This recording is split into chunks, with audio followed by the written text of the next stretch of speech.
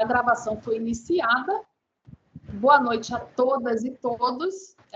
Vou apresentar um pouco o grupo de estudos livres e logo em seguida a nossa palestrante.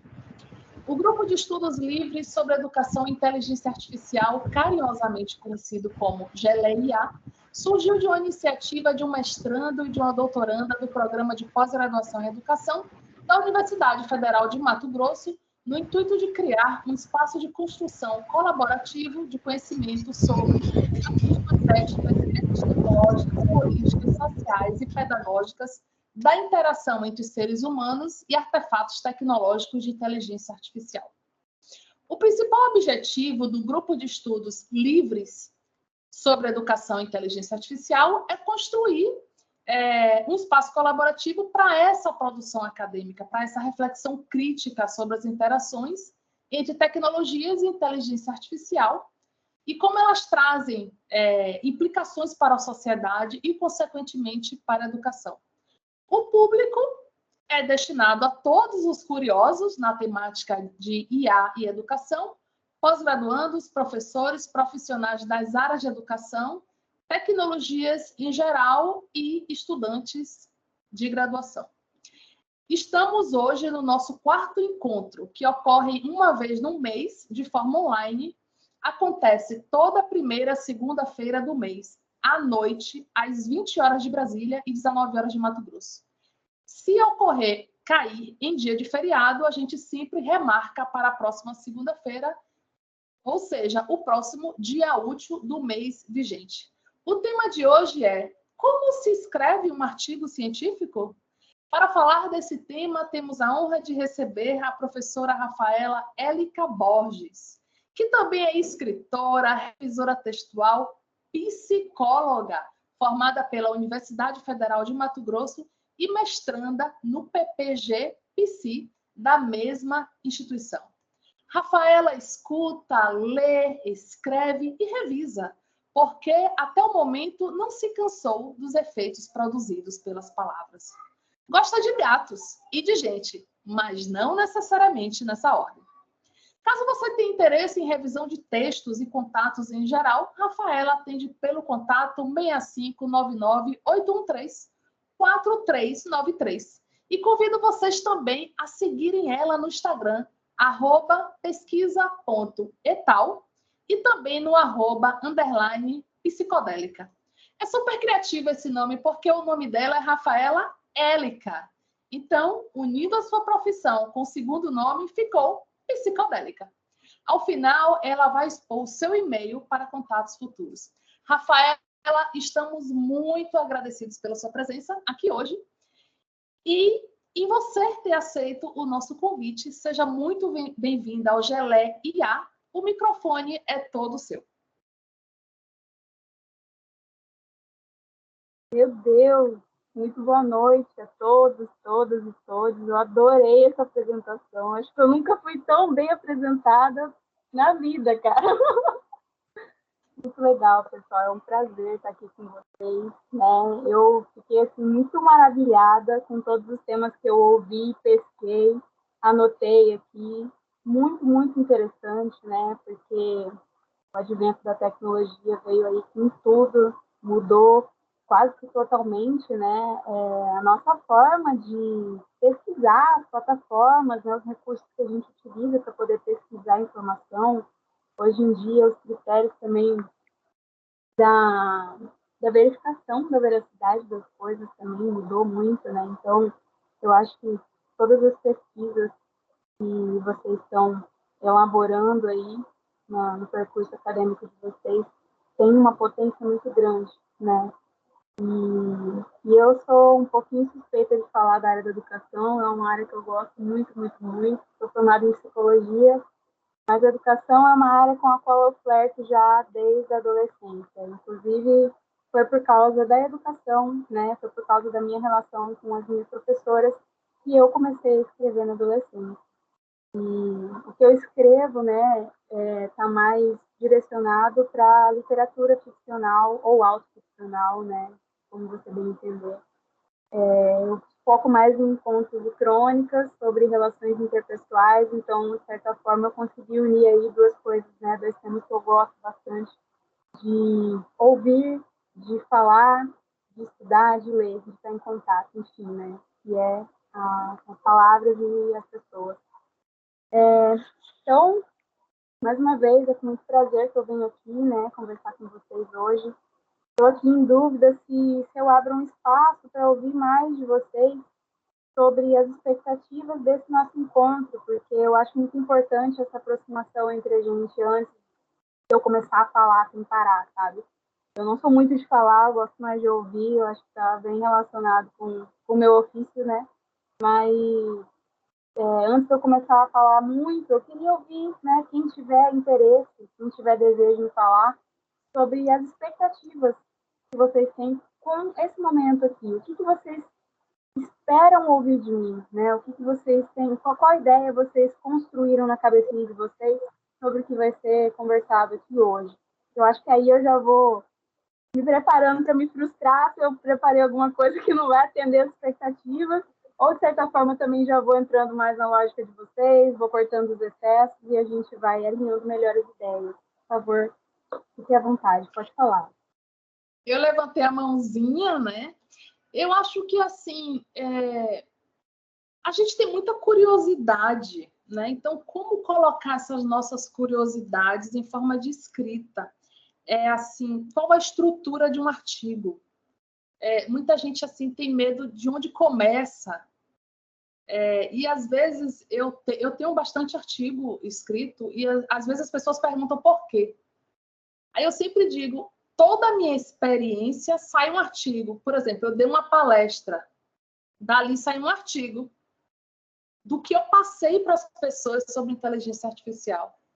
E aí mediei um encontro que chama Quintas Ciberfeministas. Não sei se tem alguém aqui do Quintas. Acho que o Péricles é do Quintas. E aí, desse encontro que eu mediei, também sai um artigo. E aí sai artigo de tudo.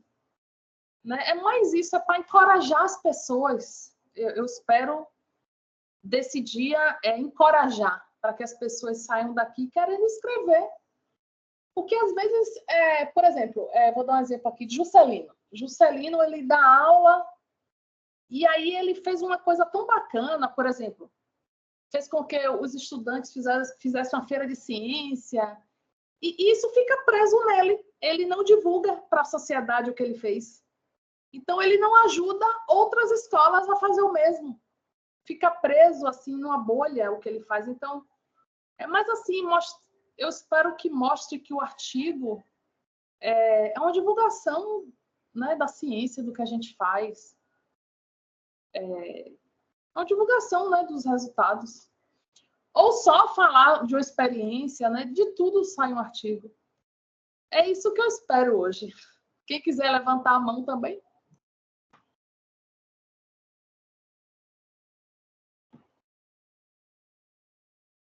Gui. Professora, eu queria uma dica para poder colocar tudo aquilo que eu penso no papel. Hoje eu estava escrevendo, ontem eu estava escrevendo e eu tenho o costume de conversar com meu esposo para poder colocar no papel. Organizar essas ideias. Eu consigo organizar de modo verbal, mas eu tenho uma certa dificuldade em transcrever essas ideias. Eu queria essa ajuda. Porque eu consigo desenvolver meu brainstorm, mas na hora que chega ali, a folha em branco trava. Eu tenho essa dificuldade.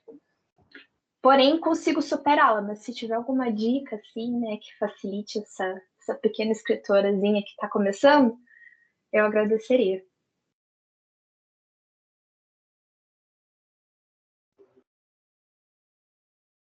Pode falar, Péricles. Levantou a mãozinha.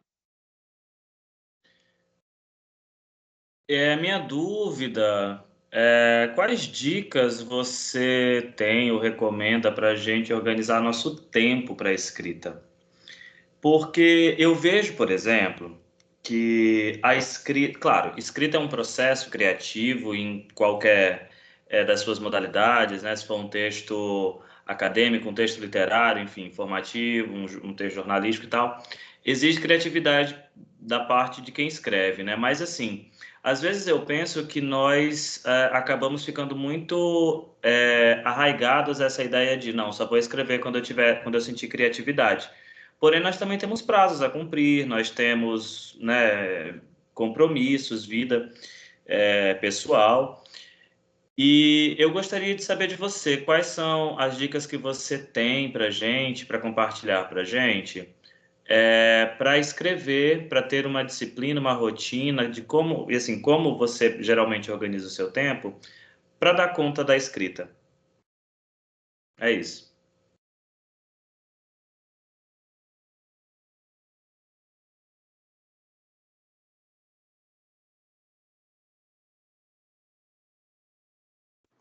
Mais alguém?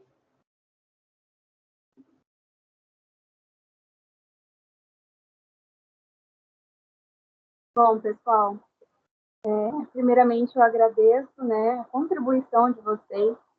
Eu acho que o que eu refleti, o que eu elaborei para trazer para vocês, vem ao encontro do que vocês desejam, vem ao encontro do que vocês esperam desse encontro nosso. Então, acho que vai ser muito produtivo. Eu peço, né, gentilmente, a paciência de vocês para que a gente possa esmiuçar todas essas questões que vocês trouxeram de acordo com a organização que eu fiz da apresentação, porque, de certa forma, a apresentação vai contemplar tudo isso. E eu acredito que a gente também pode separar, óbvio, desejo, por favor, que a gente separe um momento para a gente conversar depois, né? Eu acredito que vai despontar alguma coisa ou outra na cabeça de vocês, né, sobre o que vocês estão escrevendo. Já aproveitando, né, o gancho, eu peço também, gentilmente, para que vocês sigam a lógica de vocês em cima do que eu vou falar. Eu vou trazer analogias, eu vou trazer metáforas, porque eu sou dessas, né? Eu escrevo, então a minha cabeça funciona assim. E eu acredito que tem alguma coisa de mágico nas metáforas e nas analogias que todo mundo gosta. E as pessoas compreendem melhor quando a gente fala de uma forma simplificada, que traz uma outra roupagem para o que a gente quer dizer, né? Então eu peço para que vocês recebam as analogias, né? Recebam as explicações do que eu vou falar, mas que vocês não saiam do que vocês estão escrevendo, porque eu acho que o objetivo é esse, né? O objetivo não é eu centralizar o conhecimento, é vocês utilizarem tudo isso que a gente vai conversar aqui agora como recurso para vocês poderem escrever melhor, né? Para vocês poderem, talvez, encontrar outras vias para achar uma forma melhor de dizer aquilo que vocês querem dizer ou de chegar onde vocês querem chegar, né, com a pesquisa de vocês. Bom, eu acho que é muito bom esse título, e aí eu tomei frente, né, para colocar um ponto de interrogação ali, que estava escrito como se escreve um artigo científico, né, mas eu acho que talvez a gente possa se questionar como se escreve um artigo científico, né, eu acho que quando a gente pergunta alguma coisa, a gente expande sobre o assunto. Você pode passar, por favor, Michele. O slide. Passou para vocês? Passou aqui, tá. De onde parto? Qual a minha motivação? Ah, entendi. Então eu tenho que passar para mim aqui, tá? Beleza. Então, de onde parto? Qual a minha motivação? Eu acho que essa é a pergunta que todos se fazem, ou que pelo menos deveriam fazer, ou que fosse ideal de se fazer, né? Porque quando a gente começa uma graduação, quando a gente começa um mestrado, um doutorado, quando a gente começa alguma coisa na nossa vida, é importante que a gente saiba de onde a gente parte, porque diz de onde a gente vem e qual a nossa motivação, né? Que é para onde a gente quer ir, né? O que a gente intenta com as nossas ações, né? Com os nossos pensamentos, com o que a gente deseja, com o que a gente faz com esse desejo nosso. Então é importante a gente se perguntar de onde a gente parte. Pode passar, Michele, por favor. E aqui eu trago para vocês, né, alguns exemplos, porque eu acredito que a maioria, né, se não todos que estamos aqui, são graduandos, são mestrandos, são doutorandos, ou são professores, pesquisadores, que já têm aí muito tempo de percurso acadêmico. E a gente parte de algum lugar, né? E aí eu fui pensando assim, como eu venho muito de uma escrita autoficcional, que é aquela escrita que mistura elementos pessoais com ficcionais, né? O autoficcional, eu parto muito do que eu falo, do que eu vivo, né? Que é bem isso que a Michelle diz, que é transformar a sua experiência em escrita. E eu acredito que boa parte da ciência é sobre isso, né? Principalmente os métodos qualitativos que a gente vai tratar lá na frente. Então, eu trouxe aqui para vocês vários pontos de partida, né? Talvez alguns estejam em estudos introdutórios, ainda na graduação, tenham interesse em se aprofundar num tema, né? Futuramente, num mestrado ou num doutorado, enfim. E tenham esse conhecimento básico em metodologia, que é muito importante, porque se você entra, né, um desafio acadêmico, né, que é fazer um mestrado ou um doutorado, é esperado de você o mínimo, né, de noção metodológica. Então, você já está partindo de algum lugar, né, você tem alguma coisa. Então, onde que você quer ir com essa bagagem? Tem os estudos avançados, que, né, é o meu caso, é o caso de alguns aqui que estão no mestrado também, que são pessoas que já têm um recorte bem delineado, né, do tema que propõe. No meu caso, por exemplo, eu fiz o meu TCC sobre o conceito de sublimação, que é um conceito freudiano, né? Eu sou psicóloga e eu trabalho pela abordagem da psicanálise. E aí eu articulei a sublimação, que é um conceito psicanalítico, com a literatura. E aí eu fui mobilizando conceitos da psicanálise para poder explicar sobre a escrita autoficcional. Então, a partir do meu TCC, eu só continuei a caminhar, sabe, no mestrado. Eu continuei escrevendo, né, e pesquisando, lendo bastante sobre literatura e psicanálise, mas hoje eu não pesquiso sobre sublimação. Mas, de certa forma, isso está na minha pesquisa hoje, né, no mestrado. Então, o doutorado é a mesma coisa, né? Você já fez o mestrado, você já fez a graduação, então você já tem um interesse, né, muito grande. Espero que vocês tenham, né, um interesse muito grande pelo que vocês estão estudando, e vocês têm o domínio desse tema, né? Vocês fizeram um mestrado, vocês provaram isso para a banca. Vocês têm um domínio sobre aquilo que vocês estão pesquisando. E têm um conhecimento avançado em metodologia. Então, notem que vocês têm bagagem, né? Vocês têm alguma coisa e vocês estão partindo. Aí tem o caso dos estudos exploratórios, e eu parei para pensar no meu caso, acredito que tenha sido o caso de algumas pessoas aqui também, no mestrado e doutorado. Quando a gente faz uma pós-graduação stricto sensu, é esperado que a gente cumpra disciplinas obrigatórias, né? E eu não sei se no programa de vocês é assim, mas no meu da psicologia, nós temos linhas de pesquisa, né? Tem a linha 1 e a linha 2. A linha 1 é voltada para desenvolvimento, mais para desenvolvimento, e a minha é a linha 2, que é de processos clínicos e contextos socioculturais. Então, assim, não necessariamente, mas a linha 1 é mais quantitativa e a linha 2 é mais qualitativa. E na pós-graduação, a gente acaba fazendo essas disciplinas que são pensadas, né, claro, a partir de uma ementa, para que elas subsidiem, de certa forma, o que a gente está pesquisando, né? Elas não vão contemplar tudo do que a gente precisa, mas elas vão contemplar, vão nos dar uma base, né, metodológica, epistemológica, para que a gente ande com as nossas pernas no decorrer da pós-graduação. E aí a gente acaba fazendo os trabalhinhos finais, né, para poder terminar essas disciplinas. E aí esses trabalhinhos ficam soltos, né? E aí a gente pensa assim, poxa, está dentro do meu tema, mas não é muito o meu tema, o que eu faço com isso, né? Então, você está partindo de algum lugar, né? Você já está fazendo mestrado ou doutorado, você já publicou não, você já elaborou, construiu alguma coisa, né? Pode não necessariamente ser sobre o que você pesquisa, né? Ter todos os aspectos, todos os objetos, né? Que estão presentes na sua pesquisa primária, digamos assim, mas muito provavelmente você tenha, né, se aproximado de questões, de temas que estão ali bem próximos do seu objeto. Então, isso que você produz já é alguma coisa que você pode publicar, né? É uma joia rara, bruta, que você pode refinar com o passar do tempo. E têm interesse pelo tema, né? Que são pesquisadores já com bastante experiência, que são professores, que já estão há muito tempo já ensinando, né? Estão ali dentro daquela dinâmica da tríade da universidade, né? De projeto, de pesquisa, extensão, ensino. Então, ele já tem bastante domínio sobre o que ele faz. E, muito provavelmente, né? Ele tenha muita experiência, que é isso que a Michelle falou, experiência.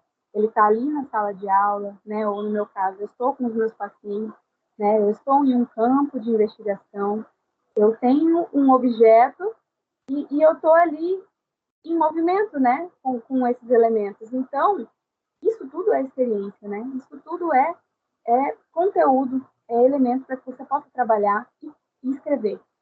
Então, quando a gente pensa, meu Deus, né? No caso de alguém falou aqui, eu não lembro se foi a Gui, que disse que tem medo de encarar o papel em branco, né? Às vezes o papel não está em branco, a gente só não está vendo que aquilo ali tem um potencial de publicação, né? Como o TCC, por exemplo, os trabalhos, né? Os trabalhos, por exemplo, sobre estágio básico. São trabalhos que têm um potencial para publicação em análise, em revistas, enfim. Michelle, pode passar, por favor. E aí eu pensei, né, em uma analogia, já entrando nas minhas loucuras. O que é pesquisar, né? E assim, para mim, eu tentei achar uma analogia que melhor se encaixasse e nenhuma outra se encaixou melhor do que a navegação. Pesquisar para mim é navegar. E aí eu trago para vocês algumas questões provocativas que estão me ajudando na minha pesquisa, né? Eu montei esse material para vocês e acabou servindo para mim. Acho que a primeira pergunta a se fazer, né? Você já conhece as áreas? No meu caso, eu fiz o meu TCC e eu tenho muito contato com literatura, né? Eu sou da psicanálise, tenho contato com a literatura, então eu já conheço as águas? Conheço, né? Eu não vou falar que eu estou entrando sopetão no campo, eu conheço, eu sei mais ou menos ali o que eu estou fazendo, né? Você tem familiaridade com os métodos de navegação? Essa é uma outra questão fundamental. E quando eu trago métodos de navegação, eu não digo só sobre saber navegar, saber usar uma bússola, né, saber ler um mapa, mas eu digo em questão de recursos também. Né? Você tem os recursos necessários para essa navegação? Porque quando a gente pesquisa, é importante que a gente saiba e tenha muita atenção para isso, que aquela pesquisa ela é do meu tamanho. Né? Na graduação, acho que alguns podem ter passado por isso, eu passei. Que a gente quer abraçar o mundo, a gente quer fazer uma descoberta gigantesca, e aí a gente vai percebendo que não é bem assim, né? E a gente vai construindo o percurso marítimo, né? A gente não vai conhecer o mar de uma vez só. O que a gente vai fazer? Nós vamos fazer o nosso percurso, que não é igual ao percurso de outros barcos, né? E talvez tenha pessoas conosco dentro desse barco, né? E a gente vai ter uma quantidade X de recursos, e a gente vai ter um domínio X de métodos, né? E a gente vai ter uma quantidade ali muito subjetiva de domínio sobre aquelas águas. Né? Suponhamos que você já navegou ali pelas bordas da praia, enfim, então ali você conhece, você sabe como é. Mas e adiante, né? Você pode montar hipóteses de como seja, mas talvez não seja da forma como você imagina. Então é importante a gente saber se a gente tem familiaridade com tudo o que envolve a navegação, né? Porque para a gente sair de terra firme e enfrentar outros mares, até chegar em um outro lugar, é bom que a gente se imuna, né? De recursos, de métodos, de pessoas que estão ali para nos apoiar e nos auxiliar durante a viagem, né? E aí eu pergunto, né? Qual o nível de suporte que seu curso marítimo tem em alto mar e terra firme? E esse suporte, eu acho que diz muito sobre pessoas, sabe? Não vou falar recursos humanos, que eu odeio essa expressão, mas pessoas, a sua rede de apoio, né? Quem é a sua rede de apoio? Quais pessoas estão ali juntas com você? E eu falo sobre todas as pessoas que te fazem bem, que te fazem se sentir capaz do que você se propõe a fazer no seu percurso acadêmico. Seu pai, sua mãe, seu companheiro, sua companheira, né, seus amigos, principalmente seu orientador, né, principalmente as pessoas que estão, talvez, na instituição, né, na qual você vai adentrar para poder realizar a sua investigação. Essas pessoas, qual que é o nível, né, de suporte que você sente que você tem dessas pessoas? Isso também é muito importante de ponderar, né, antes de iniciar a pesquisa. Porque existem campos com muitas adversidades, né? E eu acredito que a maior delas sempre as relações interpessoais, né? As relações interinstitucionais. Então, é muito importante que a gente tenha isso bem claro também antes de iniciar a nossa pesquisa, né? Qual que é o nível de suporte que você tem? Terra firme, que é aqui onde você está, seu orientador, seus colegas, seus professores, né? Em alto mar, são seus recursos, são seus métodos, né? O conhecimento prévio que você tem das águas, o conhecimento prévio que você tem do tempo, né? Do período em que você vai escolher para poder zarpar, e lá em terra firme, que é quando você vai chegar onde você quer chegar, que é o seu campo de investigação, né? É importante que a gente se faça essas perguntas. E aí eu falo sobre o período de navegar, que eu acho que também é muito importante, né? A gente não vai navegar quando está chovendo, a gente não vai navegar quando está tendo terremoto, maremoto. A gente tem que perceber um timing, né? Para se pesquisar também. Por exemplo, no meu caso, na minha pesquisa do mestrado, eu estou estudando, né? Articulando psicanálise e literatura de novo. E dessa vez eu estou estudando os processos subjetivos e a reconstrução da identidade na escrita do si. Só que eu estou estudando no contexto da socioeducação. Então, eu vou trabalhar, né, submeti um projeto ao Comitê de Ética, e eu vou trabalhar com jovens em conflito com a lei, né? São adolescentes que eles cometem um ato infracional e eles acabam sendo sancionados a passar um tempo, né, um período em uma casa de semi-liberdade.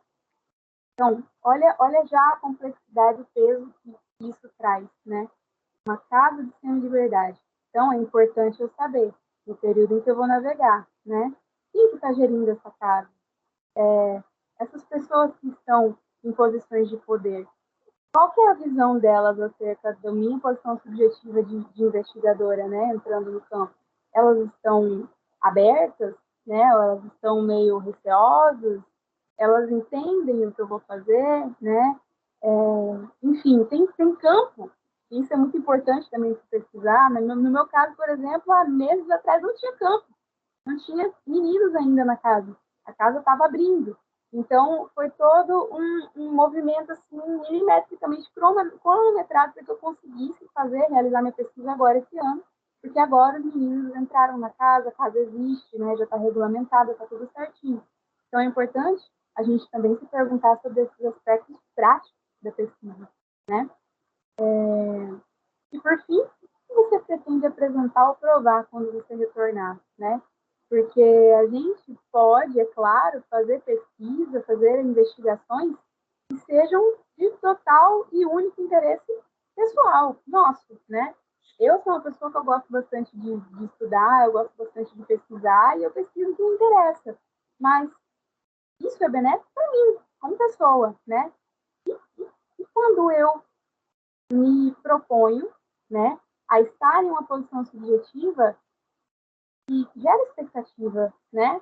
Uma posição subjetiva em que as pessoas depositam alguma coisa em mim. A minha posição lá como pesquisadora no campo, ela provoca alguma coisa nas pessoas que estão lá, né? O que é? É uma posição de suposto saber, é uma posição de uma pessoa que vai resolver os problemas, é uma posição de uma pessoa que está lá só para atrapalhar, é uma pessoa que está lá só para observar e julgar, né? O que você está fazendo. Porque, costumeiramente, a gente sabe que o pesquisador não é muito bem recebido, né? A gente sempre está lá para atrapalhar, ou sempre está lá só para julgar, ou não faz nada, né? E é muito importante que a gente se faça essas perguntas, né? O que a gente pretende provar ou apresentar quando a gente retorna para cá? E não é só para o nosso orientador, né? Não é só para nós mesmos, não é só para a comunidade acadêmica, mas é para aquele campo, aquela comunidade, aquele território, aquela instituição em que você vai para coletar os dados, né? Você vai para produzir os seus dados. Essa comunidade, por lei, né, de acordo com o Comitê de Ética, inclusive, ela tem direito, né, de ter acesso ao resultado da sua pesquisa, seja por palestra, seja por aulas, seja por uma roda de conversa, ou seja assistindo, né, a sua qualificação, a sua defesa. Essa pessoa ela tem que saber o que está acontecendo com isso que ela está te dando, né? Que ela está mostrando para você dela. E isso é muito importante. Pode passar, Michelle, por favor. E aí, acho que indo para a parte um pouco mais prática, né? A gente já vai entrar na parte mais prática de como é a estrutura do artigo, né? Essa questão da navegação foi mais um disparador, né? Para vocês pensarem a partir da posição de vocês, da pesquisa de vocês mesmo, né? De onde vocês estão indo, de onde vocês vêm. Bom, esse aqui é a estrutura, assim, bem padrãozinho de um artigo, né? Você inicia com a introdução e a justificativa, e a gente vai esmiuçar isso depois. Um problema hipótese, né? Nas pesquisas quantitativas, ela é recorrente, nas qualitativas, não. Depois a gente parte dos objetivos, né? Geral e específico. Aí a gente apresenta os métodos, e a população, se houver, faz a análise, né, e relaciona isso com o nosso referencial teórico e parte da conclusão. Então, basicamente, o que a gente faz? A gente fala para a pessoa do que a gente está fazendo, né, apresenta para ela qual que é o problema que a gente quer investigar, aí a gente mostra para ela qual que é o problema mesmo, assim, ó, não, aqui, ó, esse é o meu objetivo, fazer isso aqui. E ali no específico a gente fala como que a gente vai conseguir fazer isso, passo a passo, né? E aí depois a gente fala assim, ó, esse é o passo a passo, mas a gente vai usar esses recursos aqui, ó, esses métodos, né? E se houver população, no meu caso, né, que eu pesquisa em psicologia, a gente apresenta a população, senão não apresenta. Depois que a gente coleta todos os dados, apresenta para a pessoa o que a gente está estudando, a gente faz a análise, né, efetivamente. E a gente articula essa análise, que é uma produção nossa, uma criação nossa, né, e que parte de uma liberdade, de uma autonomia profissional e acadêmica, crítica, e a gente articula isso, que é nosso, com um referencial teórico que subsidia a nossa atuação, né? A nossa forma de ver as coisas. E aí a gente faz a nossa conclusão, que é realmente falar, né? Ó, aconteceu assim, era isso, né? Propus isso, aconteceu isso, e minha conclusão é essa. Né? Resolveu o problema? Não resolveu? Mais ou menos por aí. Pode passar, por favor. Então, eu vou apresentar para vocês essa, né, que eu apresentei é a ordem padrãozinha, mas eu peço para que vocês não operem por essa ordem. Isso é uma coisa que eu acho que, para mim, né, como escritora, para mim, como pesquisadora, faz muita diferença. Funciona. Né? Então, é uma sugestão minha para vocês. Eu sugiro, né, carinhosamente, que vocês, primeiro de tudo, partam da justificativa. E é se perguntar, escrever um artigo para quê e para quem, né?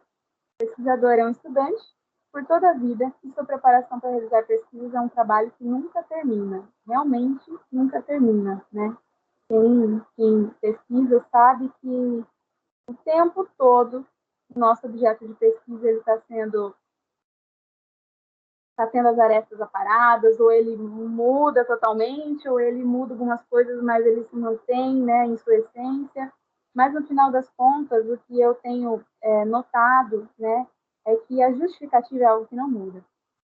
A justificativa é algo que não muda porque ela parte de um desejo seu como pessoa, um desejo seu como sujeito, né, sujeito ativo, que estuda, que quer alguma transformação, né, porque se você propõe escrever um artigo, que você quer transformar alguma coisa, né? Você está produzindo, você está criando algo. Para que você está criando isso, né? Tem que ser para alguém, tem que ser para algo. E a justificativa, ela se divide em três.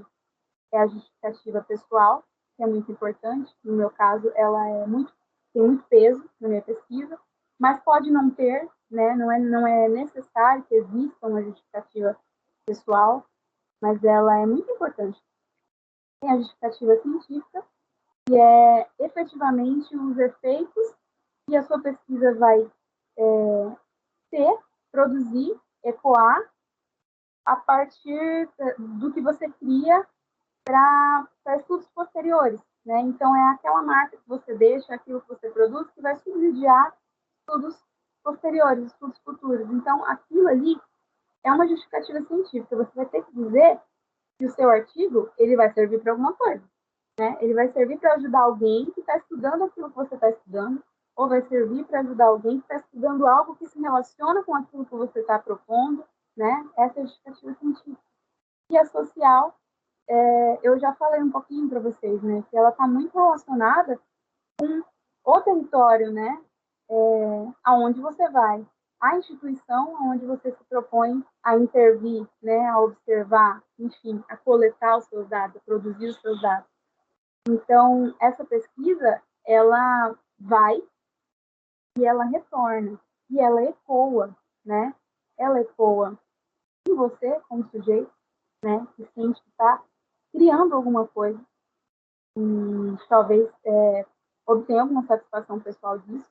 Ela ecoa cientificamente, porque ela se torna um subsídio para pesquisas posteriores, e ela ecoa socialmente, porque ela é produzida para alguém, para alguma coisa, né? Ela vai servir de subsídio para alguma coisa futuramente.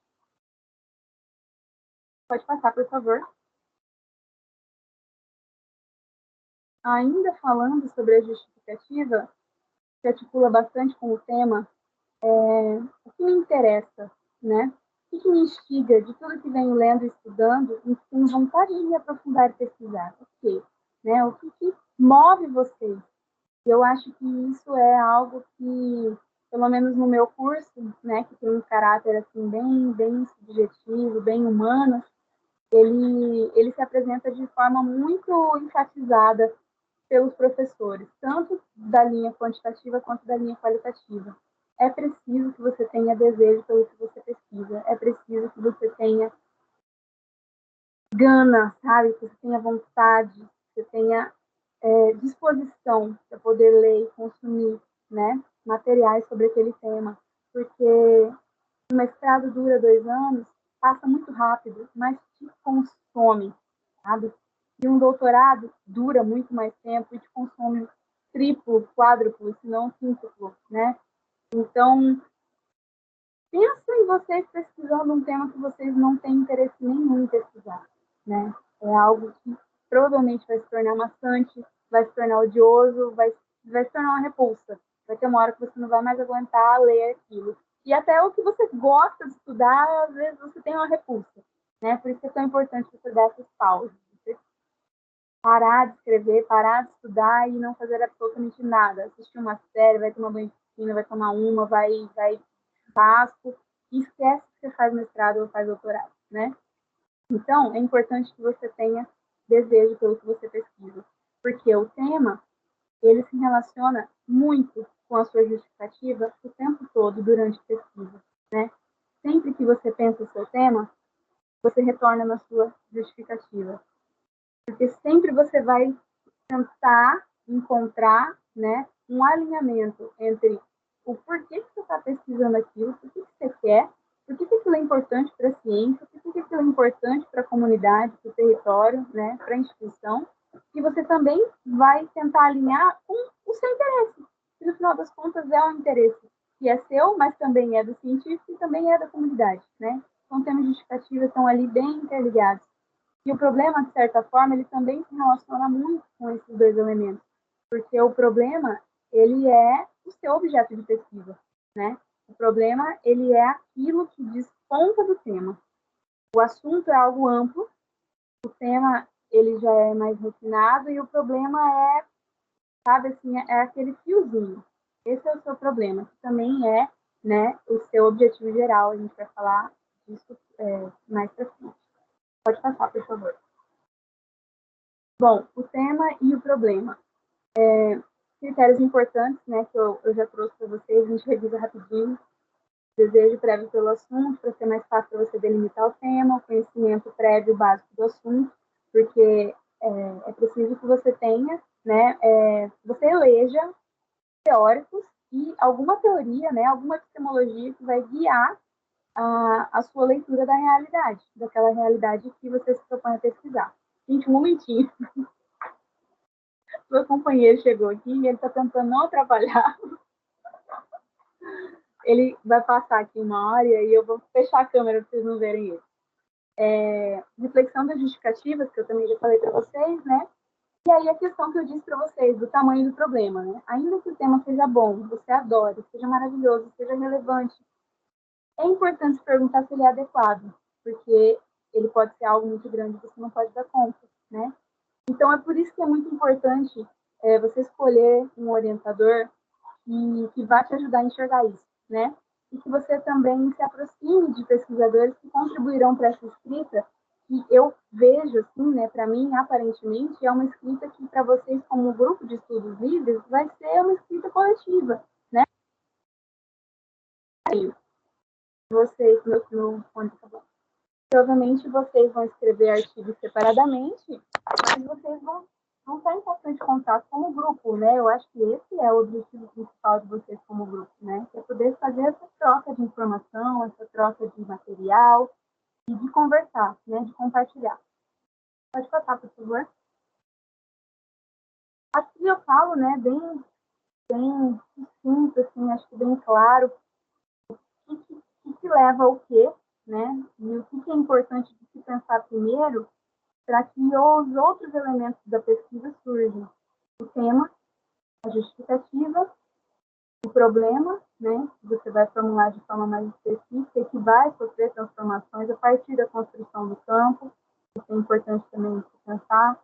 A gente, às vezes, quer pesquisar alguma coisa, mas o que a gente propõe de pesquisar talvez não vá atender o que as pessoas querem, né? Então, a gente tem que arrumar um jeito de poder conciliar aquilo que a gente quer com aquilo que querem de nós, da nossa presença no campo, né? Então, passa, amor. E aí, o problema ele se transforma e é importante que a gente tenha essa sensibilidade, né? De não se tornar rígido, de não pensar só a partir do que a gente quer, né, propor, mas do que o campo precisa, do que o campo faz emergir como demanda, principalmente nas pesquisas qualitativas, que é o meu caso, né? E aí eu acredito que depois que você pensa no tema, na justificativa e no problema, os objetivos eles vão se tornando mais claros. E os objetivos, eles se traduzem em objetivo geral, que é esse problema que você quer resolver, né? E os objetivos específicos, que são as etapas que você vai ter que realizar para poder chegar nisso que se propõe.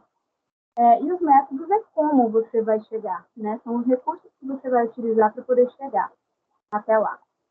Pode passar, por favor. Aqui a introdução, assim, eu vou um pouquinho por ordem, mas depois, quando a gente for conversar, eu explico mais sobre a introdução.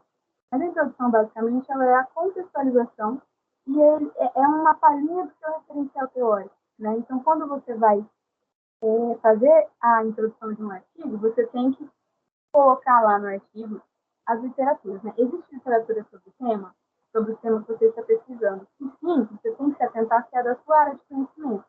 Se não, você tem que se perguntar por que você recorreu a essa literatura, porque isso, em termos práticos, é muito importante para quando você vai submeter a uma revista, né? Se for uma revista da sua área de conhecimento, a primeira coisa que ela vai olhar vai ser as referências. Quais autores você leu, né?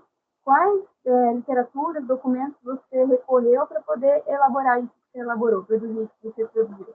Se você é da área da computação, sei lá, ou da antropologia, e você está vendo alguma coisa que é da enfermagem, né? O pessoal, os editores vão olhar e falar assim, mas por que você recorreu a isso, né? E aí é necessária essa sensibilidade para saber se esse campo em que você se propõe investigar, ele é um campo novo, né? Ou se ele é um campo que já está assim, quase saturado, né? De literatura. Então é importante se atentar às referências que você mostra na introdução.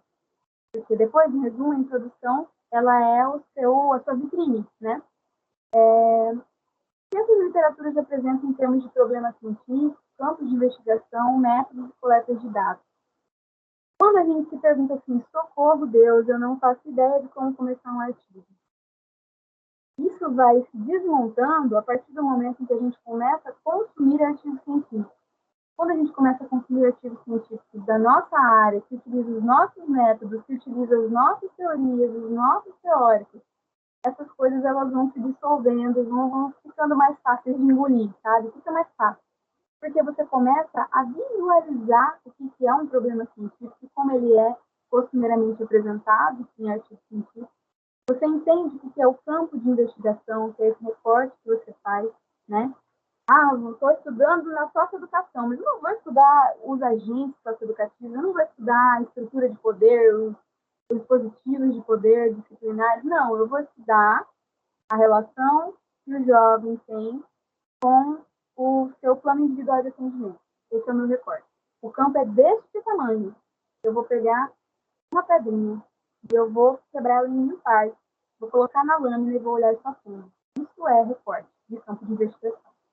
E você também vai se familiarizando com os métodos, né? Às vezes você não faz ideia que são métodos científicos ou você conhece poucos métodos.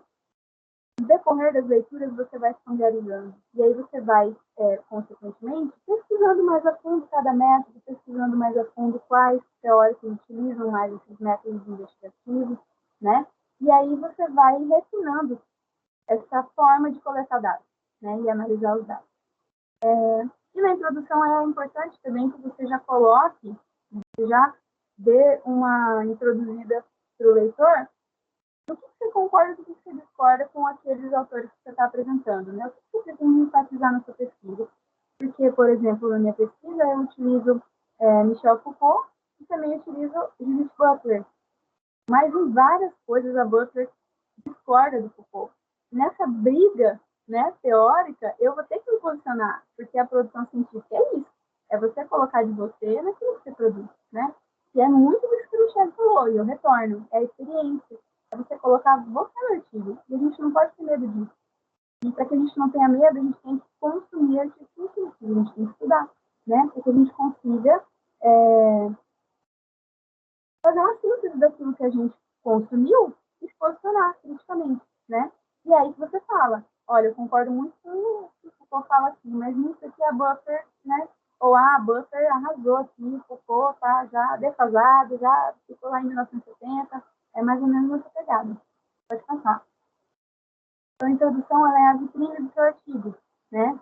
E é ali que você apresenta o seu problema. Então, a partir das suas ponderações sobre como você percebe a realidade que existe na literatura, você apresenta a proposta da sua pesquisa na introdução. E aí você já fala, né? Esse problema é relevante para quem e para qual área. É ali na introdução que você vai apresentar a prévia do que você vai esmiuçar durante todo o artigo, né? E ali na introdução você também pode falar um pouquinho sobre os ganhos científicos e sociais do estudo na atualidade e quais deles a sua pesquisa pretende alcançar, são os objetivos, né? Mas é interessante que você só fale muito brevemente, porque você tem que lembrar que você tem todo o artigo para escrever, né? Na introdução, então, é a sua vitrine, é o fim da loja. Pode passar, por favor. Bom, os objetivos. Existe o geral e existe os específicos. O geral, ele realmente é geral. Ele indica um ponto de partida, ele indica de onde você está saindo, o que você está pensando, o que você pretende fazer. Mas como você vai fazer isso e por onde você vai começar, nos objetivos específicos que você vai descrever.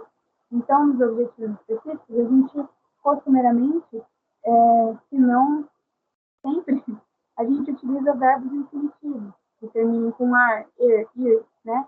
Realizar, descrever, explicar, discutir, né? Questionar, enfim, tudo no infinitivo. Você vai fazer aquilo, é uma ação, né? Então, você vai fazer em etapas. No próximo slide, pode passar, por favor. Eu trago para vocês, eu sou gateira, né?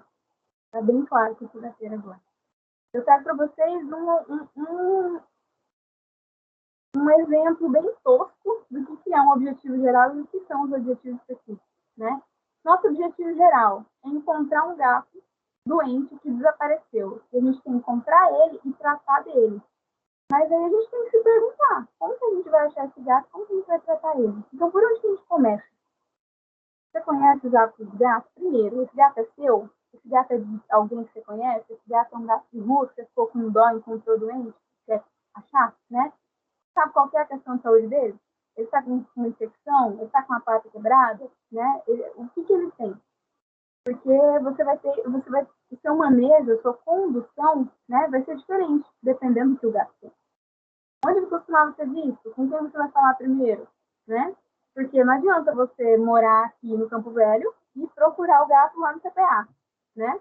Você vai procurar o gato nas imediações. Você vai procurar o gato por onde você viu ele primeiro, por onde ele costuma andar. Então, isso é o recorte, né? É o recorte do tema.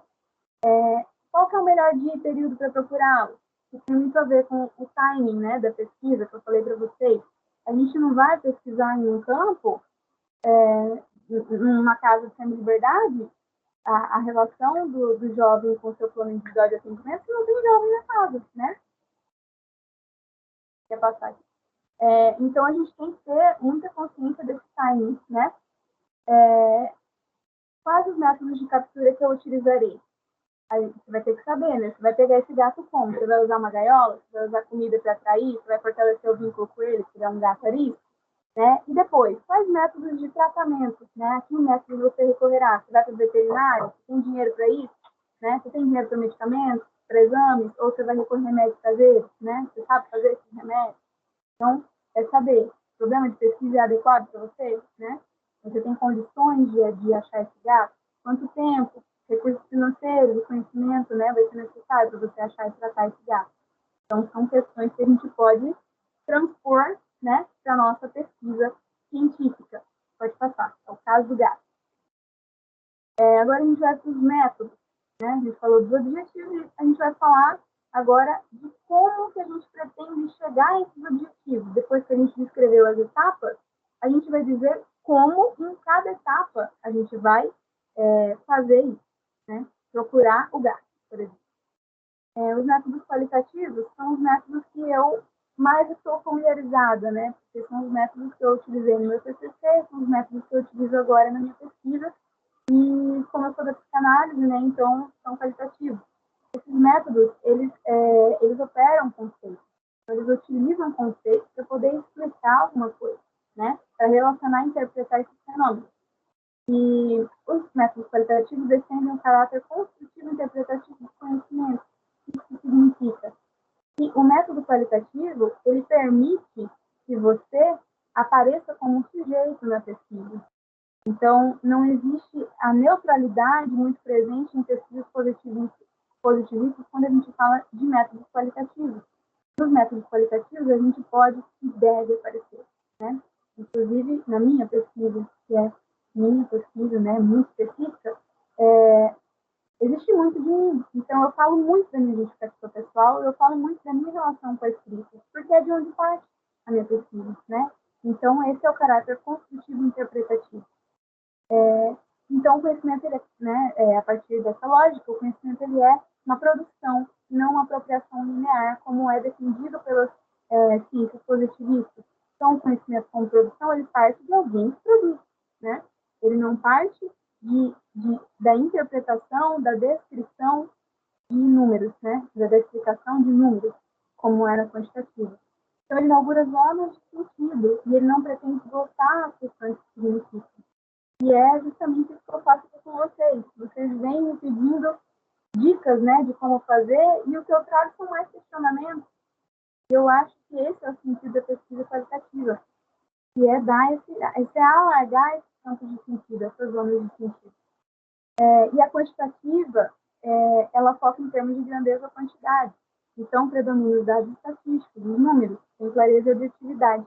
São estudos que, predominantemente, eles descrevem e correlacionam esses dados produzidos através de técnicas de coleta de dados muito sistemáticas, né, muito sistematizadas.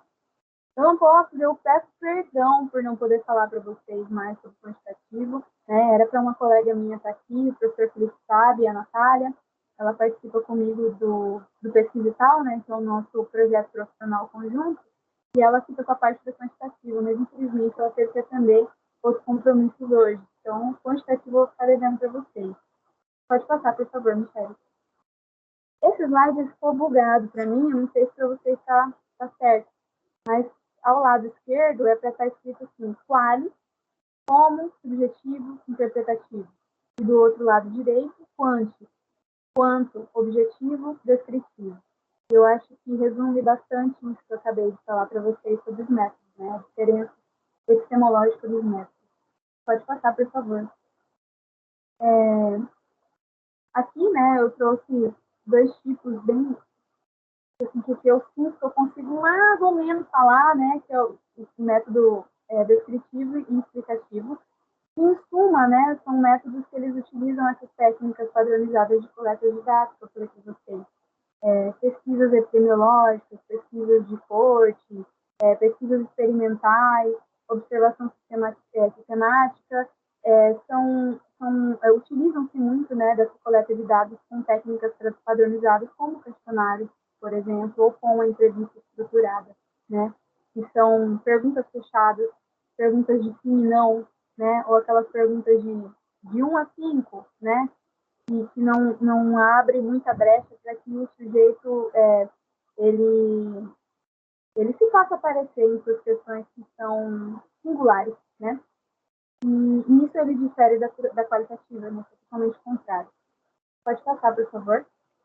E aí eu trago para vocês os métodos qualitativos, que são mais utilizados, né? Não são todos, mas eu trouxe aqui alguns para vocês darem uma olhadinha. No meu campo, né, de conhecimento da psicologia, esse método é muito utilizado de estudo de caso, que é um recorte clínico ou institucional da subjetividade ou da subjetivação, né, do sujeito participante, e ele pode ser multidisciplinar, interdisciplinar. Então, é quando a gente estuda um caso, né, seja um caso clínico ou um caso institucional, como, por exemplo, no meu caso, né, estudar a relação dos jovens cumprindo medidas socioeducativas, né? É um caso institucional, um recorte institucional.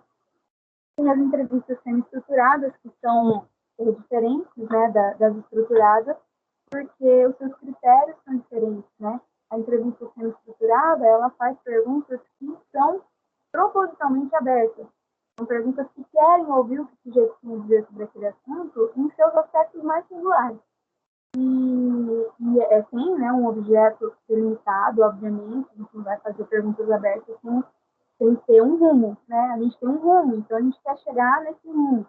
E aí a gente faz essas perguntas para que a gente ouça o sujeito percebe sobre aquele fenômeno, aquilo que acontece intra, né, ou interpessoal. São respostas livres. E, por fim, tem a revisão bibliográfica ou documental, que eu acredito que seja um dos métodos mais utilizados, por exemplo, na graduação, que a gente vai fazer o TCC, né? E ou não temos muita experiência com métodos, ou não temos muito tempo, ou os dois, né? E a gente acaba só visitando literaturas e fazendo um levantamento, né, dessas literaturas a partir de uma abordagem teórica e epistemológica, né, um recorte, a partir de um objeto de pesquisa, de um problema, a gente pesquisa, né, palavras-chave e a gente faz uma análise, seja de discurso, ou seja, uma análise de conteúdo, a partir daquilo que a gente lê, né? Então, é como se fosse um grande resumo, a grosso modo, dizendo. Pode passar, por favor. Aí aqui eu trago mais algumas pesquisas, né, categorias de pesquisa qualitativa, mas eu acredito que a gente possa falar disso depois, se vocês quiserem. Pode passar, por favor. E aqui já finalizando, pessoal, cheguei na análise e aí eu fiquei pensando se a gente não podia conversar sobre isso, ou eu ouvir vocês, né, sobre como vocês têm pensado na análise de dados da pesquisa de vocês. Eu não sei em que pé está a pesquisa de vocês, né? Eu ouvi algumas pessoas falarem que estão agora no projeto de pesquisa, tem outros que estão no doutorado, então não sei se já estão prestes a defender, prestes a qualificar, né? Mas eu queria ouvir vocês, porque quando eu recebi o convite para poder conversar, eu parti da ideia de que vocês são um grupo não é homogêneo, né, que é multidisciplinar, que parte de várias áreas do conhecimento, mas que tem objetivos em comum, que é estudar a articulação da inteligência artificial no campo da educação, né? Então, vocês são da qual e da quântica. Então, acho que nada mais interessante, nada mais adequado, né? Nada mais inteligente vocês produzirem esses artigos, produzirem o que vocês estão produzindo na pesquisa de vocês, e quem sabe produzirem um artigo, eu falo da pesquisa, né? Perdão, depois eu falo do artigo, de analisarem isso como um artigo em conjunto, né? Porque vocês podem produzir os dados, cada um na sua pesquisa, e depois vocês podem concatenar esses dados, né? Correlacionar esses dados de alguma forma e fazer uma análise assim, muito, muito interessante, partindo do campo de pesquisa de vocês, do campo de conhecimento de vocês, né?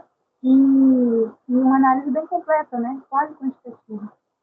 Que parte dos números e também das interpretações, né? Dos números.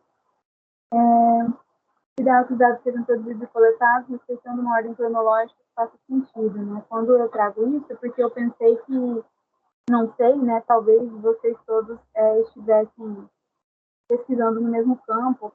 Então, é importante que vocês entrem em consenso, né? Sobre como começar, quem vai começar a primeira coleta de dados, né? Qual ordem faz sentido. É interessante que o grupo conheça o básico sobre as áreas de conhecimento dos colegas para trocar material, que é nesse sentido que vocês já estão caminhando, né?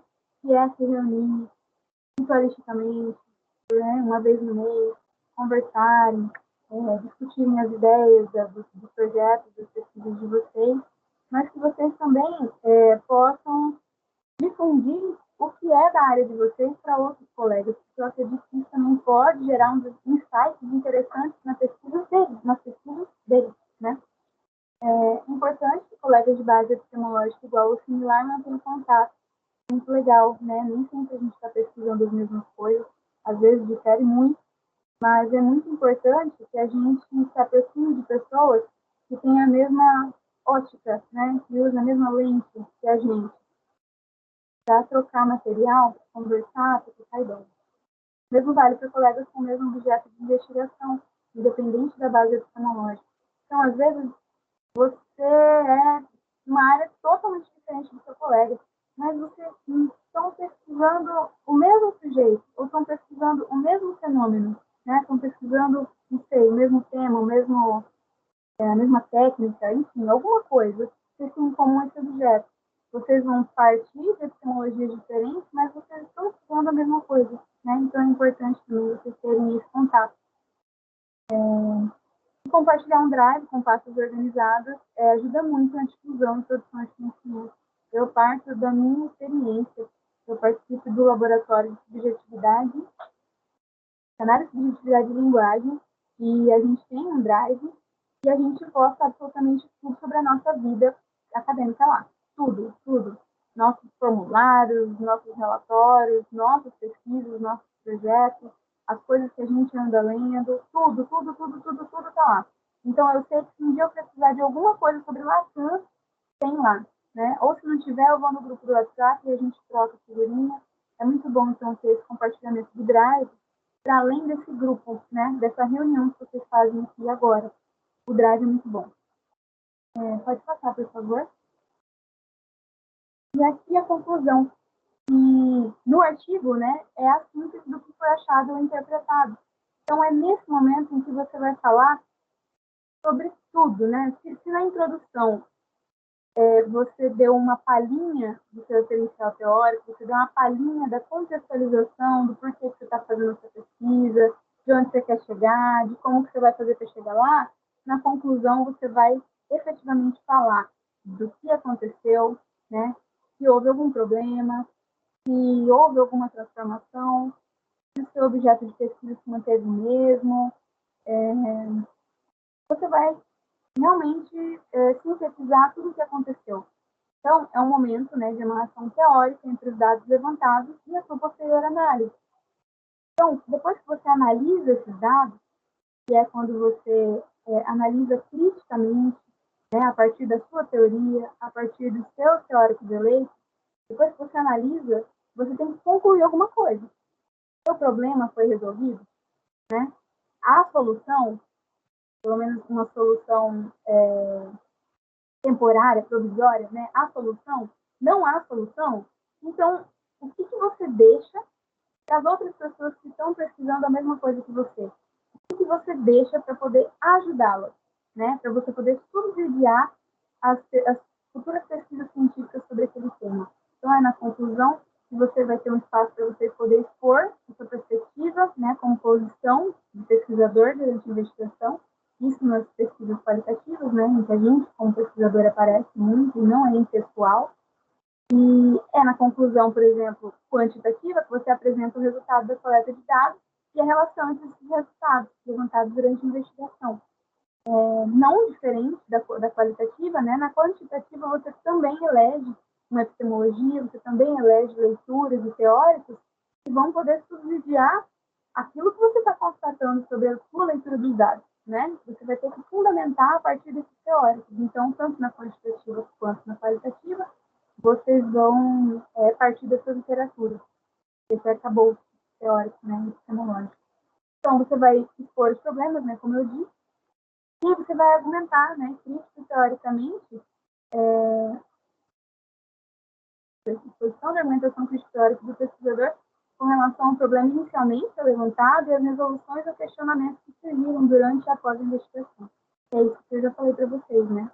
Vocês já falaram muito do problema durante o artigo, né? E aí, na conclusão, você vai falar, resolveu, não resolveu, quais são as possibilidades, quais são as perspectivas, né?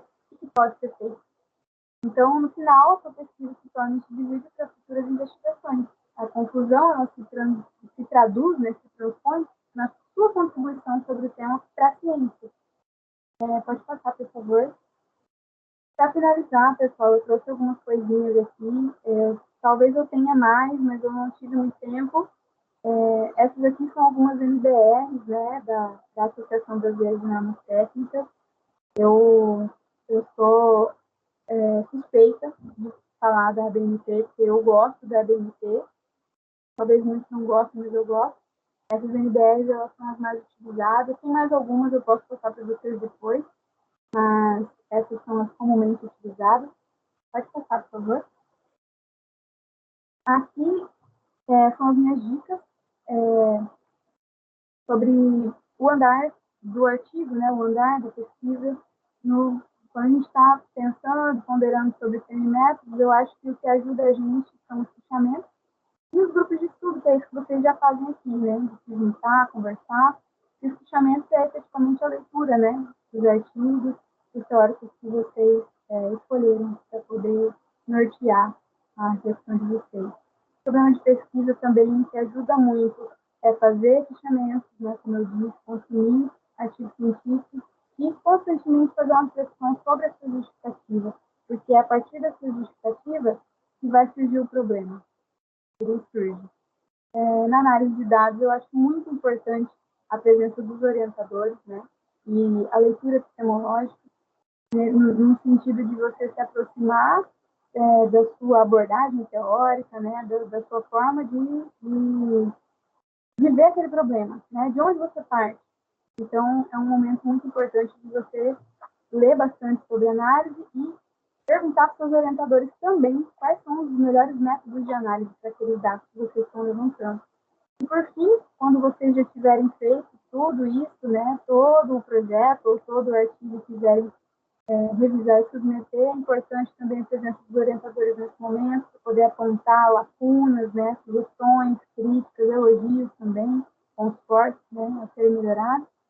E também é importante que vocês estudem os critérios das revistas, porque diferem muito, né? Não é um padrão universal, cada revista publica artigos de uma forma totalmente diferente, então é importante que vocês conheçam as revistas que vocês querem submeter e que vocês procurem, né, os critérios de submissão.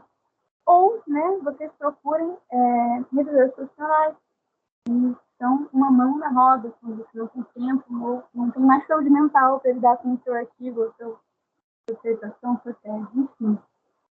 Pode passar, por favor. Para finalizar, eu acho que agora entra bastante no que vocês me pediram, né, no que vocês trouxeram,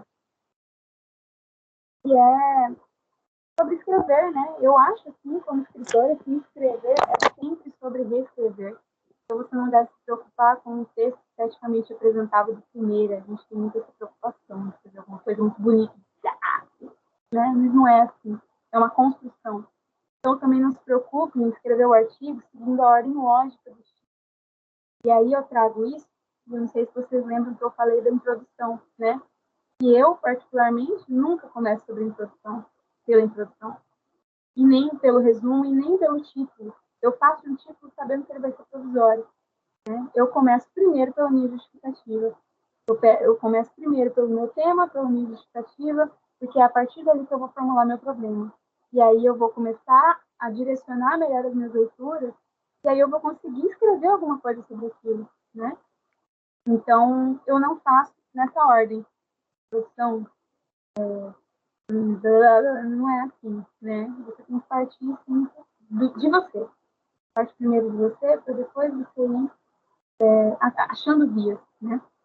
E não se preocupe com quantidade, né? Um grande artigo nem sempre vai ser sinônimo de qualidade. Pode passar, por favor. Então, lembre-se, né? Se preocupe com as pausas necessárias entre as revisões ao texto, as revisitações ao texto. A gente cansa muito de ler e reescrever a mesma coisa, então é importante que a gente fique sem fazer nada, é importante fazer nada. Se preocupe com o sentido que o tema produz em você e nos seus colegas, né?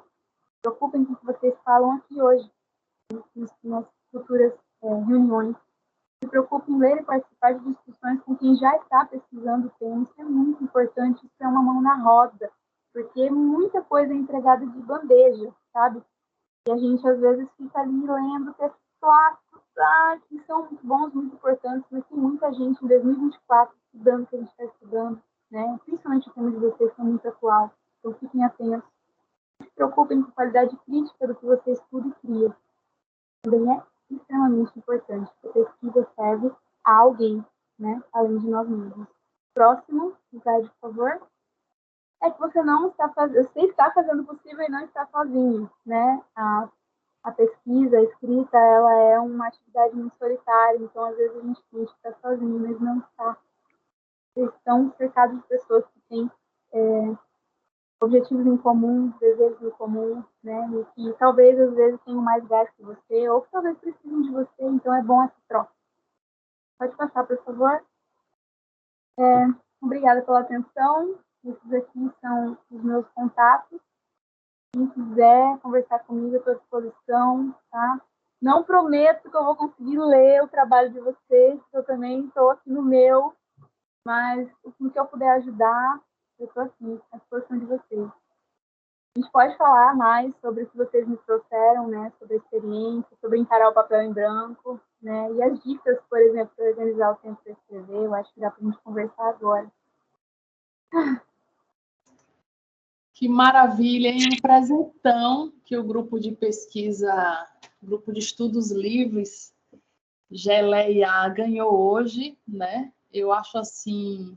Vamos abrir primeiro para os questionamentos, depois a gente faz a mediação. Vamos lá, podem levantar a mãozinha ou então habilitar o microfone, quem quiser falar alguma coisa.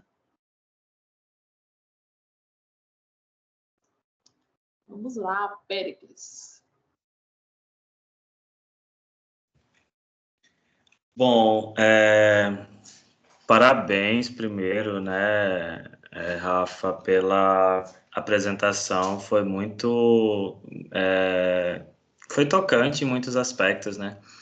Eu acho que, assim como na literatura, na filosofia também é sempre importante a gente utilizar de metáforas e anedotas, né? Quando a gente quer explicar questões densas, mas às vezes é incrível como a objetividade e a racionalidade não dão conta. E às vezes uma história ou um paralelo, assim, dão conta de explicar coisas ainda assim, né? Muito profundas, como é o processo de escrita, né? Então, parabéns, acho que ficou bem legal assim a apresentação e essa forma dialógica também, bem legal. Eu vou só retomar a pergunta que eu fiz mesmo para a gente agora sim, né? Temos tempo para a gente dialogar. Eu gostaria que você dissesse para a gente um pouco de suas dicas de como é que você, no seu cotidiano, no seu dia a dia, organiza o seu processo de escrita e como é que você tem feito da escrita um hábito, né? De novo, assim, a ideia da criatividade. E aí me lembra, por exemplo, aquela frase acho que é do Thomas Edison, se eu não me engano, de que quando a gente vai construir uma coisa, 1% é inspiração e 99% é transpiração, né? O problema é quando a gente nem sempre tem hábito para transpirar o suficiente para construir algo, né? E eu penso também que para a gente que está no âmbito acadêmico, é uma coisa que nos falta muito, que é organizar o tempo, organizar as tarefas, organizar aquilo que a gente precisa realizar para dar conta de tudo, né? Então, se a gente for esperar só por inspiração para escrever, por criatividade, a gente às vezes acaba ficando empacado, né? Então, eu queria que você dissesse para a gente um pouco assim a questão dos bastidores, como é que você realiza, como é que você se organiza, quanto tempo em média você desloca para a escrita, ou você não tem isso, né? Mas assim, o que você tem, né? Assim, o que você aprendeu ao longo desse tempo e o que você recomenda para a gente fazer.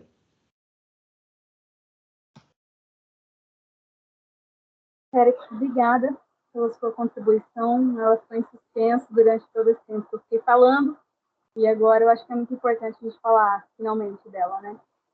Cara, aí como uma boa psicóloga eu vou falar para você. Depende. É subjetivo. É muito singular. Eu vou trazer para você duas perspectivas. Eu tenho uma colega de mestrado que ela, todos os dias, ela escreve um parágrafo. Seja de 5 linhas, seja de 3 linhas, ou seja um parágrafo extenso, mas ela escreve, ela procura sempre escrever, todos os dias. Eu não sou assim. Eu não sou assim. Então, a minha organização, ela, ela, ela nasce, digamos assim, da leitura. Minha organização, ela nasce da leitura. Então, eu sinto desejo, eu sinto potência de criação quando eu leio. E eu procuro ler um pouquinho sempre, né, sobre coisas, aspectos diferentes da minha pesquisa, mas eu me norteio pelo meu interesse. É uma coisa assim intuitiva mesmo, sabe?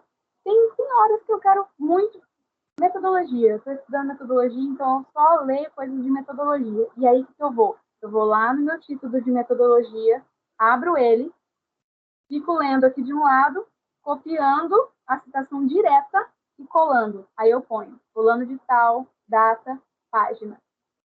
E a citação. Fulano de tal, data, página, citação.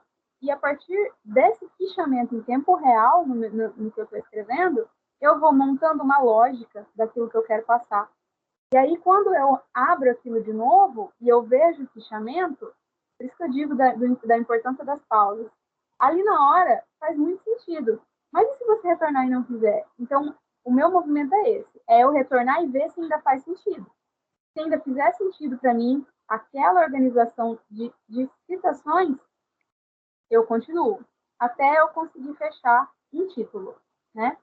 Então, vai muito por intuição, por interesse no tema. Às vezes eu quero ler alguma coisa mais relacionada ao tema, às vezes a metodologia, ou às vezes eu quero começar a contextualizar, que também tem muito a ver a experiência, né? Às vezes a gente não viveu nada do campo, não vivemos nada do campo, porque a gente tem a leitura. Então, o que a gente vai fazer com isso? O que dá, né? Mas a partir do momento em que a gente começa a ter experiência, né, empírica de ir lá corpo a corpo, de observar, entendeu? De estar ali no meio, né, dos fenômenos, é que a gente vai sentindo que tem mais, não é nem direito a palavra, mas é que tem mais, a gente sente que pode, a gente sente que consegue, né? A gente sente que aquilo ali já foi sintetizado dentro de nós e que a gente consegue falar sobre aquilo. Então é por interesse. Então vai de você, né? De você organizar seu tempo. Mas eu acho que a constante de pessoas que escrevem todos os dias e de pessoas que funcionam como eu, por exemplo, que vão pelo interesse, é a leitura, é o fichamento. É a forma como você se organiza para fazer o fichamento, né? o meu fichamento é esse. É colocar plano de tal, data, página, a citação. Aí eu vou lá, leio outra coisa, volto no mesmo título, né? Consigo, às vezes, encaixar entre, né? Aí, às vezes, já vou colocando o que eu penso, aí depois eu vou e passo fazendo mesmo o texto, né? Por isso que eu digo também da importância da gente não prezar por um texto esteticamente bonito de primeira. Tem gente que consegue? Tem. Mas, cara, vai sobrar 3 fios de cabelo na sua cabeça, sabe?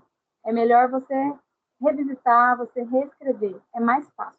Parece mais trabalhoso, mas é mais fácil. Eu acho que... E essa é a minha experiência. Espero que eu tenha passado dos 2 lados da moeda. Quero ouvir mais de você. Como que você tem feito? O que não tem funcionado?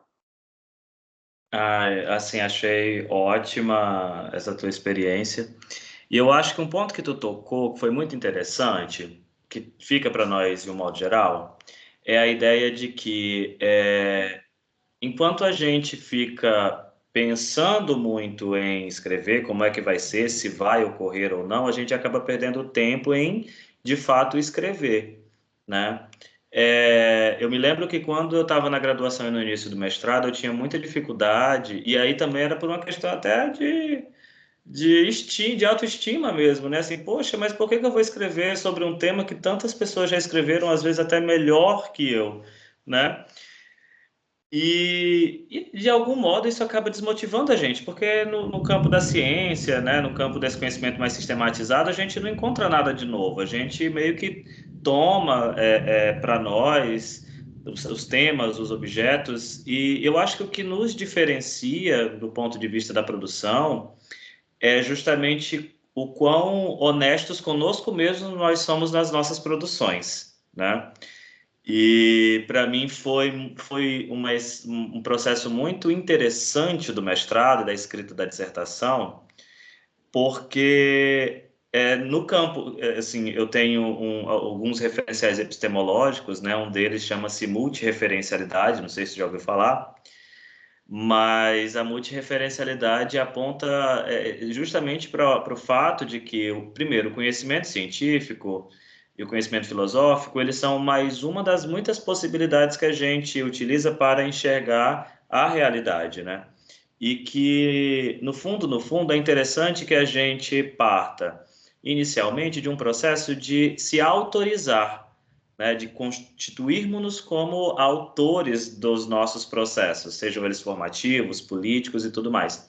E quando eu comecei a implementar isso, inclusive na minha escrita, quando eu passei a entender assim, não, eu não preciso ser só um autor, eu preciso aprender a me autorizar a escrever. E é um processo dolorido, inclusive, né? Mas que depois que a gente vai entendendo o quão satisfatório e até não sei, assim, de saúde, é bom demais, assim, a gente escrever de forma honesta conosco mesmo, né? Parece que a escrita fica mais fluida, né? Então, eu acho que esses pontos que tu tocaste na tua apresentação me fizeram lembrar desse processo, assim, da importância que a gente precisa ter, não só de sermos autores, mas de fato da gente se autorizar a escrever. E vai ter julgamento, vai ter correções, e os nossos orientadores servem para isso, né?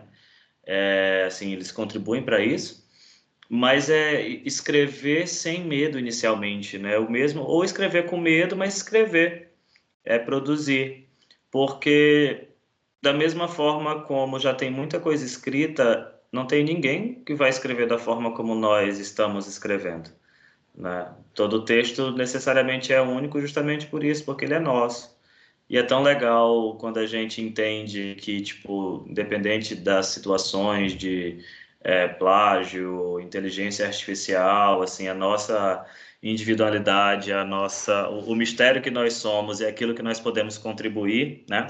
Do ponto de vista da escrita, da academia, da sociedade, enfim, a gente vai entendendo que esses artefatos, eles inclusive podem colaborar e contribuir para esse nosso processo, né? Não precisam ser antagônicos, a gente pode fazer diálogos, como são os que nós fazemos nas nossas pesquisas, né? Então, assim, Parabéns, foi muito legal. Durante o meu processo de pesquisa, eu utilizei vários métodos, um deles foi esse que tu utilizou também. Depois eu vi que eu precisava ser um pouco mais metódico, estou tentando voltar a ser metódico, porque se eu sou muito ruim de inspiração. Ela vem assim de 2 em 2 meses ou de 6 em 6 meses. Então eu preciso ficar assim 3, 4 meses trabalhando a mesma coisa. Então eu preciso de constância. E é legal por isso também, né? Cada um vai encontrando o seu ritmo, o seu processo e entendendo que há muitas formas de chegar a caminhos. Há várias formas de chegar a vários caminhos, não precisa chegar ao mesmo caminho, né? E é isso.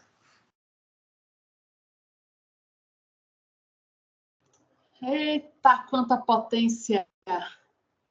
Quem mais quer comentar algo? Vamos ver se tem alguma mãozinha levantada. Não tem. Então, a gente pode ir caminhando para o desfecho, né? Agradecer imensamente a Rafaela, psicóloga, professora, escritora, revisora de textos. Dizer assim que a Gui levantou a mão. Ai, que gracinha! Vamos, Gui, falar. Fique à vontade.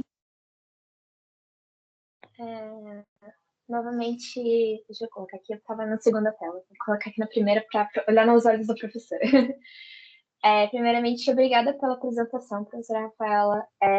Teve muitos pontos que eu me reconheci na minha escrita e na forma como eu faço as coisas. Esse seu método é exatamente muito semelhante ao meu, na questão de fichamentos. No entanto, tu me deu uma luz em relação a essa questão do perfeccionismo. Eu sou extremamente perfeccionista comigo mesma por questões de criação. A sua fala me deu uma certa tranquilidade, por mais que outras pessoas já estejam sempre me dizendo isso, mas a sua fala também me trouxe e agregou essa tranquilidade.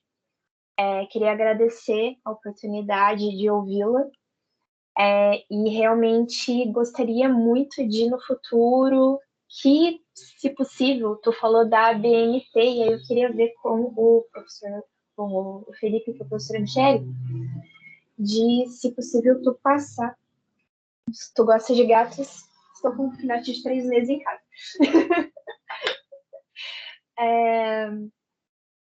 De tu passar essas dicas em relação, muitas vezes, de citações e formatações. Não é, às vezes, um problema para mim, mas eu não sei se é para alguns pros colegas, ou se tu tem algum PDF que tu possa me passar, para eu poder até repassar para possíveis dúvidas, da minha própria escrita. Eu sei que a ABNT ela é um rigoroso método que a gente utiliza para escrever e às vezes acaba confundindo uma coisinha ali e ele mudou nos últimos tempos. Então, se tu tiver algum direcionamento ali para poder, porque é tanta informação que a gente acaba recebendo em relação a essas formatações, que a gente acaba muitas vezes ali se perdendo. Tive que revisar o artigo que a gente está escrevendo, porque a formatação que eu estava escrevendo já não é mais atual. Então, se a professora tiver ali alguma indicação, eu agradeço. Obrigada, professora, foi ótimo a sua palestra. Tá de parabéns. Obrigada, Gui, pela sua contribuição. Fico muito feliz em saber que você ficou um pouco aliviada, né? Eu acho que essa questão do perfeccionismo, ela assombra, né, as pessoas que escrevem, que produzem, né? Principalmente no meio científico. A gente fica achando que tem que escrever difícil, escrever bonito, de primeira. Às vezes nem de quinta a gente consegue, se imagina de primeira, né? Então, acho que é importante ressaltar isso mesmo. Escrever é reescrever, né? E o projeto, ele transforma. Ele se transforma, ele transforma você, você transforma ele, sabe? E se não está havendo transformação, tem alguma coisa errada. Então, se a sua escrita, ela está mudando o tempo todo, e você se sente, a gente está lá bonito e tal, calma, né? Se está havendo transformação, é porque as coisas estão se refinando, né? Você está parando arestas, você está afunilando o que você está pesquisando. Vai ter uma hora para isso. Vai ter uma hora para isso, né? E essa questão da ABNT, é claro, a gente pode sim montar, né, um dia que a gente falar só sobre a ABNT, vocês me trazem suas dúvidas, e aí a gente conversa, eu professor Felipe, marcar esse dia. Vou ver aqui o dia que eu estiver um pouquinho mais disponível. Por agora eu não prometo para vocês que eu tenho essa disponibilidade de tempo, mas a gente pode marcar sim, tá? A BNT realmente é muito rigoroso, né?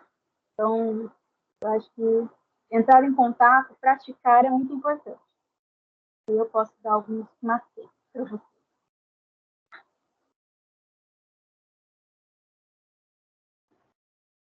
Felipe levantou a mão, Felipe? Levantei, Mi.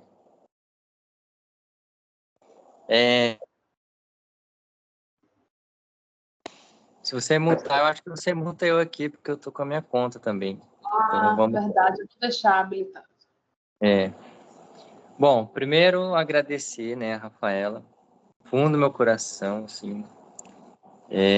Com certeza foi muito gratificante para o nosso grupo e muito importante para o nosso grupo, né, essa fala sua. E espero que através dela a gente tenha bons frutos, né, bons artigos e bons trabalhos futuramente.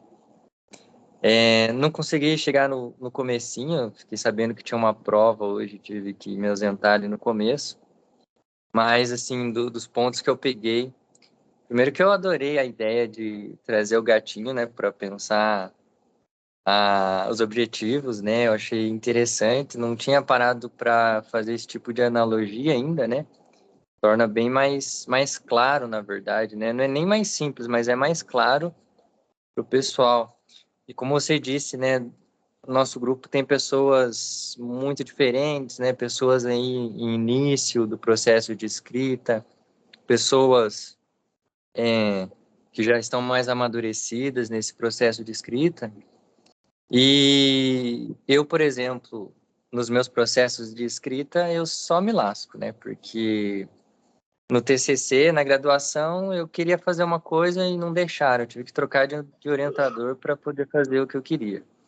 Mestrado, eu queria inicialmente, trouxe um projeto, já estou vendo que vou ter que mudar ele, adequar algumas coisas e cortar, assim, metade, não sei se metade, mas, assim, boa parte daquilo que eu gostaria de realizar, né? E isso é muito por conta das normas, né, do processo mesmo, da metodologia de escrita acadêmica, de uma pesquisa científica, né? Eu que experimento escrever outras coisas, né? Por exemplo, contos, poesias, né? É um outro processo de escrita. E às vezes esse processo ele acaba me contaminando quando eu estou escrevendo a minha pesquisa, né? Então isso é até se você tiver, né, uma dica para trazer nesse sentido, né? De como que eu ligo a chave e falo, não, agora eu sou um autor livre, aí eu viro a chave e falo, não, agora eu sou um autor que está escrevendo a partir de um problema definido, de uma métrica definida, com um objetivo, uma metodologia definida, né? Então, isso é uma coisa que me marca bastante, e assim, chega de brigar, né, com o orientador, eu queria um pouco de paz, eu queria só sentar e escrever, né? É difícil. Então, se tiver alguma coisa para trazer nesse sentido...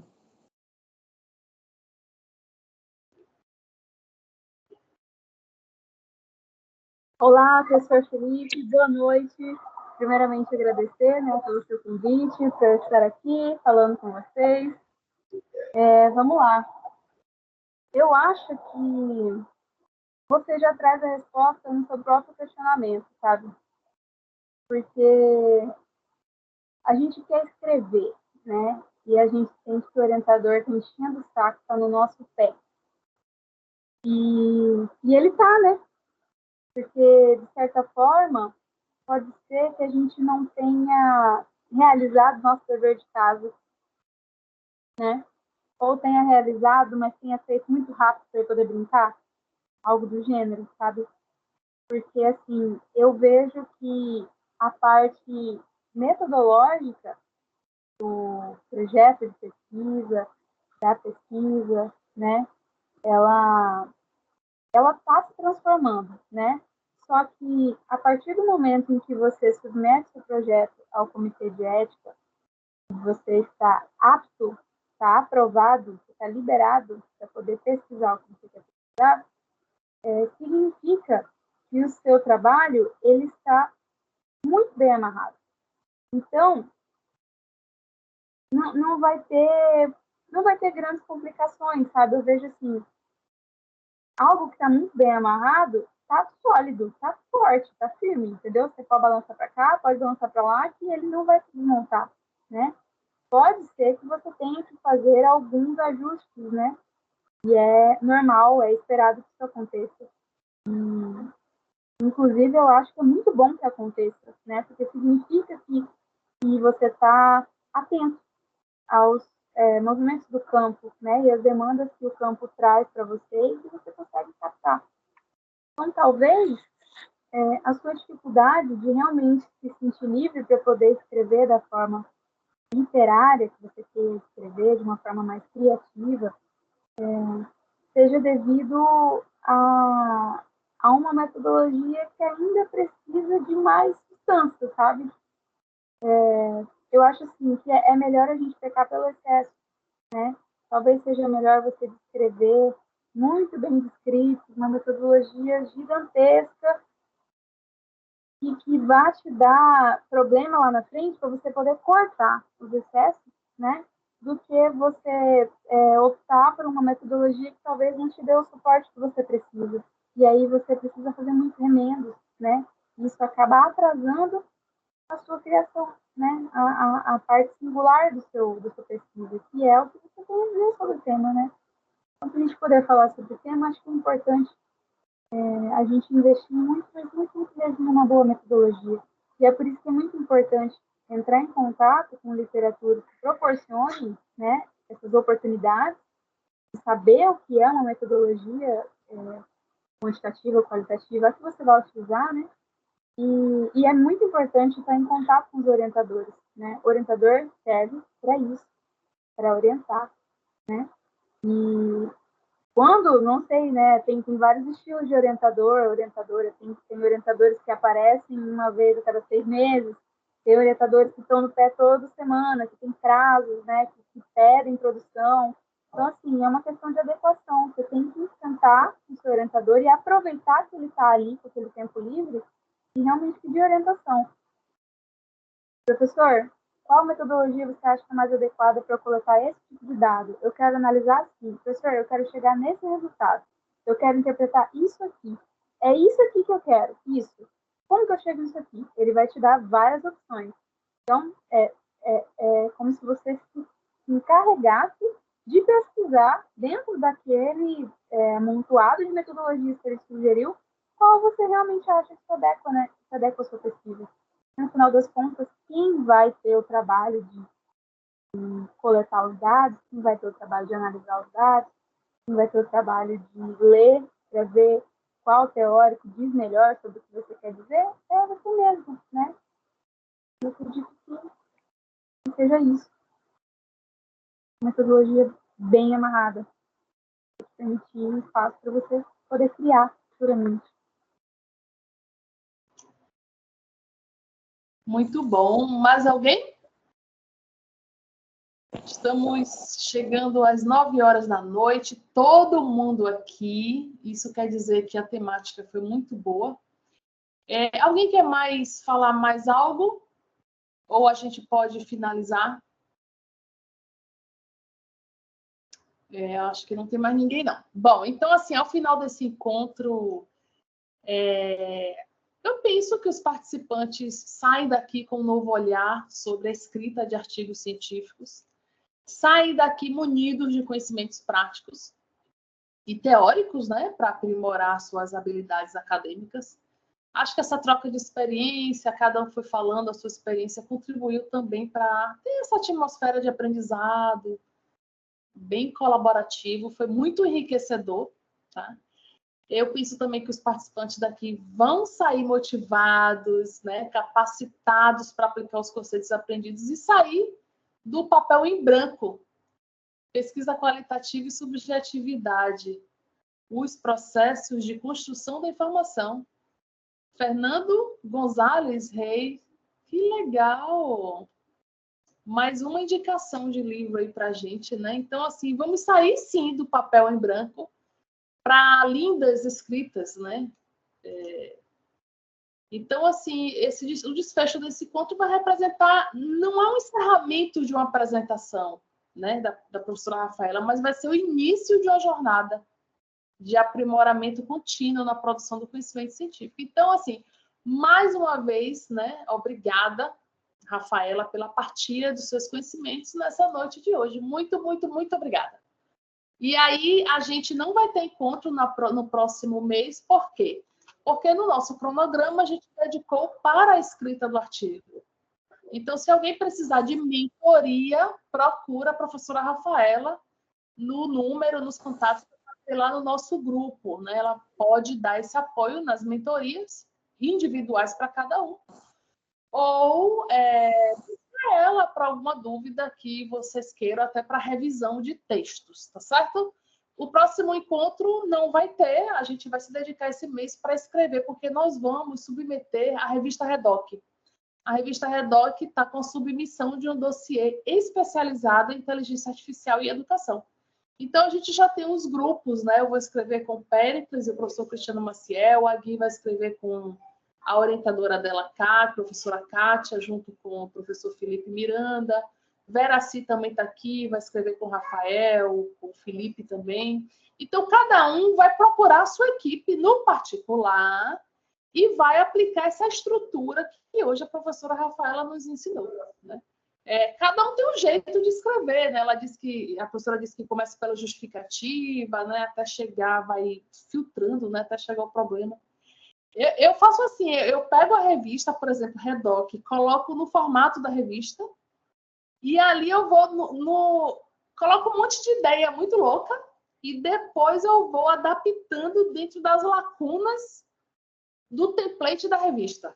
E a introdução é sempre a final, o meu. E o resumo, pior ainda, né? Ele quase não sai. Ele só sai no último dia de submeter.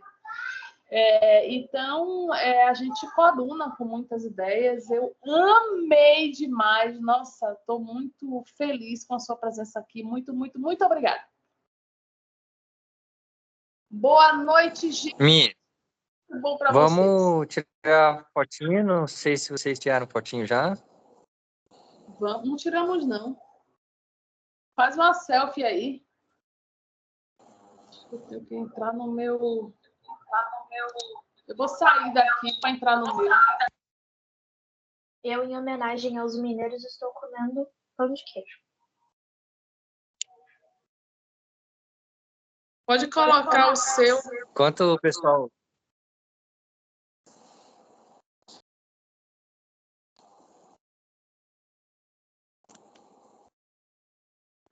Você que vai fazer aí, Felipe? Eu não... Peraí. A gente vai ficar todo. Aqui só mostra 4 pessoas para mim.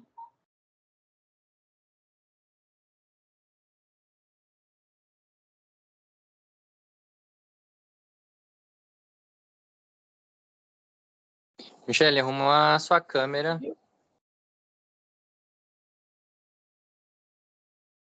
Acho que vai. Agora vai. Todo mundo fazendo um pix para mim.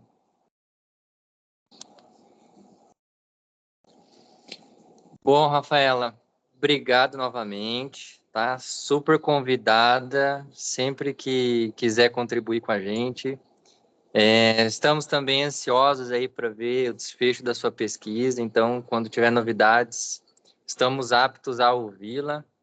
E é isso, espero que você seja aí membro honorária do nosso grupo e possa contribuir com a gente mais vezes, certo? Muito obrigado, Rafaela, muito obrigado, pessoal. Vou me despedindo aqui de vocês, vou pedir para a Michelle encerrar a gravação aí e também finalizar a nossa videochamada, certo? Tchau, pessoal, até a próxima.